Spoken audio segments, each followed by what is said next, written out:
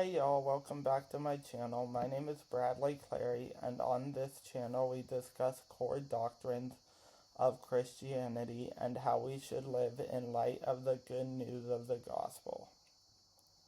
Today we are going to be continuing our series on the Trinity by discussing how the Trinity represents the family and the implications the Trinity has on a mother's life. In previous videos, we discussed the role a father should play in representing the Trinity.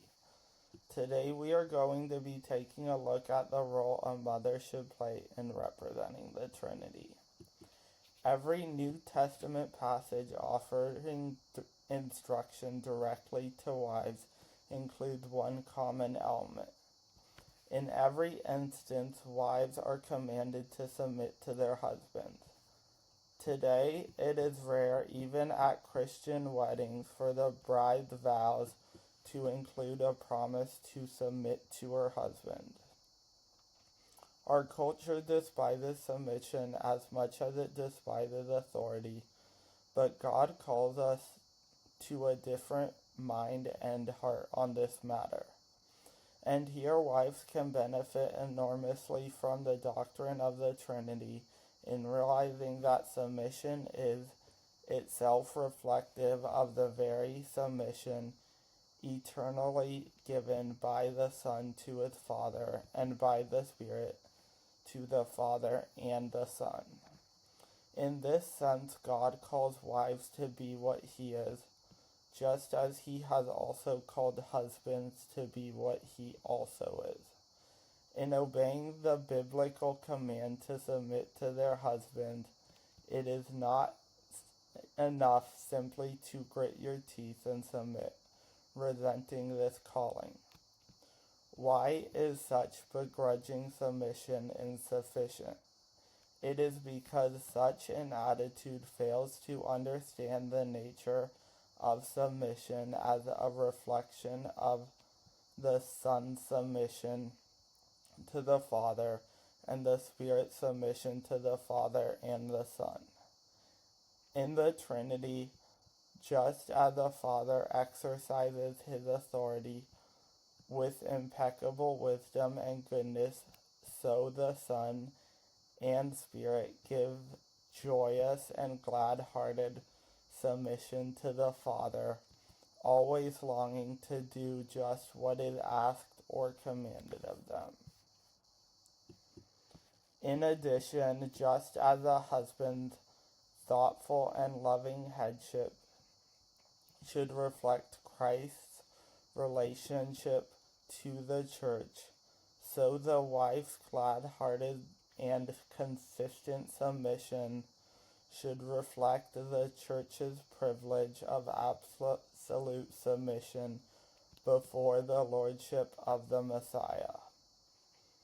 Therefore, the type of submission a wife is called to render to her husband is joyful and glad-hearted. A wife then should seek before God to render submission that seeks to help, longs to serve, and looks for opportunities to assist in any way that will be of an encouragement and help to God calling upon her husband's life. Just as God calls all of us to submit to authority with wholehearted and willing spirit, so this special calling and privilege is given to wives as a reflection of the triune relations within the Godhead. But let's be clear about this. Submission can be very difficult. Unlike the church's relationship to Jesus, in which the church can be confident that anything Jesus commands will be wise and good, husbands cannot be counted on to lead with flawless wisdom and goodness. In fact, sometimes husbands are pitifully unlike Christ, and submission can be very difficult. Wives are not commanded to retrain their husbands, though they might endeavor to do so fervent, though they might endeavor to do so through fervent and godly example. Wives nonetheless are commanded to submit to these imperfect husbands. The most striking passage here is Peter's instruction to wives. Peter specifically addresses wives whose husbands are unbelieving. Presumably, these husbands may be the most difficult for a Christian wife to live with and under. An unbelieving husband might have far less in common with his wife's spiritual interests. Despite this, Peter instructs these wives to be subject to their own husbands so that they may be guided toward the Messiah through the godly conduct of their wives. I find it astonishing that it is in this text of all New Testament passages that teach on husband and wife relations that the strongest language is used to describe a wife's submission. Peter appealed to Sarah as an example and said that she obeyed Abraham, calling him Lord, indicating that they would be Sarah's children if they fearlessly followed this example.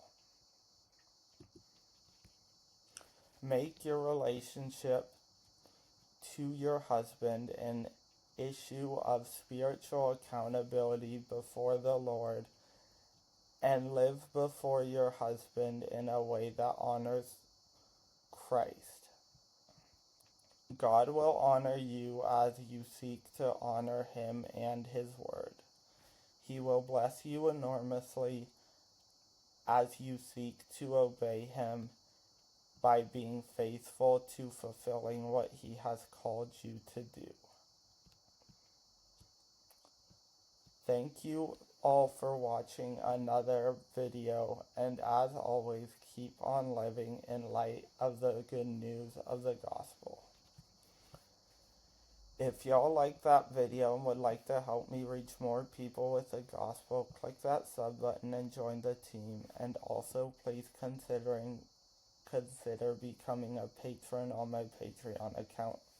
Link in description, and I'll see y'all in the next video. Bye.